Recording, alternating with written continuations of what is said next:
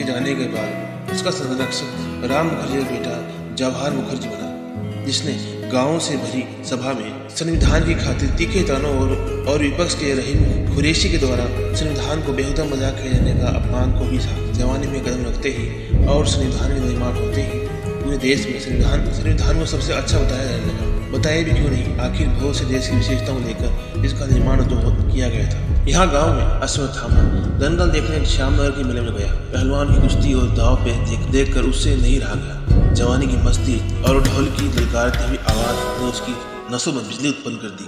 उसने बिना कुछ सोचे समझे दंगल में शहर के बच्चे को चुनौती दे दी। वही दफनादे बहादुर बादल सिंह अपने शीशे को उत्साहित कर रहा था। अश्वत्थामा की आंखें भारी कर रही थी, उसकी छाती फटने हो रही थी। राजमत बहुमत चांद के पक्ष में था।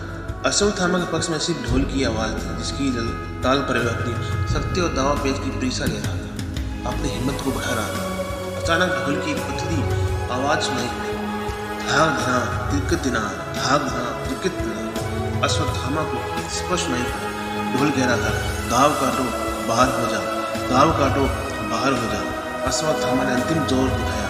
चांद सिंह चारों खान चुके थे। पंजाबी पहलवानों की जमायत चांद सिंह की आंखें पहुंच रही थी।